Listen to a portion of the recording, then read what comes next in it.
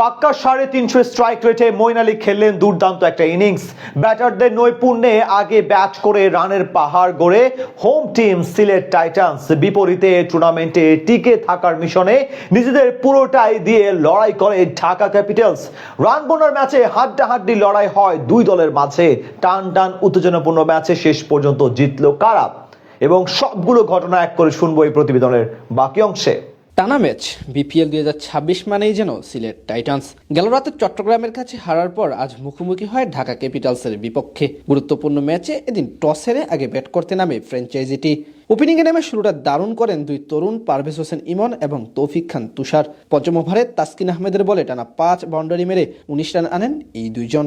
পরে জিয়াউর রহমানের ওভারে আনেন 11 রান। পাওয়ার প্লেতে সিলেটের স্কোরবোর্ডে জমা পড়ে বিনা উইকেটে 48 রান। সপ্তম ওভারে ঢাকাকে প্রথম সাফল্য এনে দেন নাসির হোসেন। তার বলে কেচ দিয়ে 21 বলে 17 রান করে বিদায় নেন তৌফিক খান তুষার। দারুণ খেলতে থাকা পারভেজ হোসেন ইমন 24 বলে 32 রানের ইনিংস খেলে থামেন সিলেটের এই ওপেনার। টুর্নামেন্টের দারুণ ছন্দে থাকা আফিফ হোসেন ধ্রুব আজ বেশিক্ষণ টিকতে পারেননি।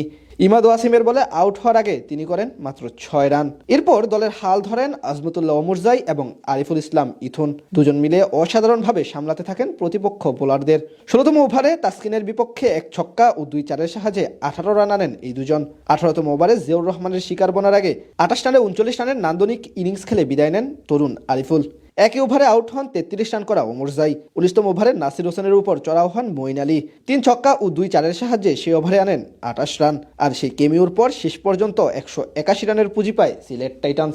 জবাব দিতে নেমে ঢাকা ক্যাপিটালসের শুরুটাও ছিল দারুণ। দুই ওপেনার রহমানুল্লাহ গুরবাজ এবং আব্দুল আল মামুন মিলে সাবলীলভাবে সামলাতে থাকেন সিলেটের বোলারদের। ইনিংসের দ্বিতীয় ওভারে নাসুম আহমেদকে 1 ছক্কা ও 1 চার হাঁকিয়ে আনেন 14 রান। ষষ্ঠ ওভারে রুয়েল মিয়ার প্রথম 3 বলে 3 বাউন্ডারি মারেন আব্দুল আল মামুন, যদিও এর পরের বলেই তাকে সাজঘরে ফেরান এই পেসার। আজ 11 বলে 24 রান করেন মামুন। পাওয়ার প্লেতে ঢাকা ক্যাপিটালসের স্কোরবোর্ডে জমা পড়ে 57 রান। আগের ম্যাচে 90 রান করে ম্যাচ সেরা হওয়া নাসির হোসেন আজ ইনিংস বড় করতে পারেননি।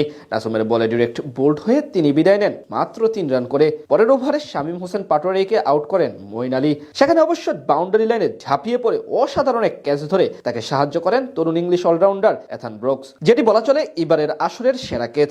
এরপরই চাপে পড়ে যায় ঢাকা ক্যাপিটালস। সেখান থেকে রহমানুল্লাহ গুরবাজের সাথে দলের হাল ধরেন। এক ম্যাচ বিরতি দিয়ে আবারও একাদশে ফেরা সাইফ হাসান। শেষ 48 বলে 82 রানের প্রয়োজন ছিল ফ্র্যাঞ্চাইজিটির।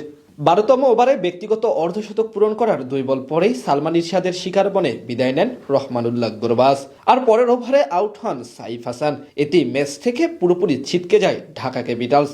এরপর আর দায়িত্ব নিতে পারেননি কেউ। সাব্বির রহমানের প্রচেষ্টা শুধুমাত্র ব্যবধান কমিয়েছে। শেষ পর্যন্ত জয় তুলে নেয় সিলেট টাইটান্স।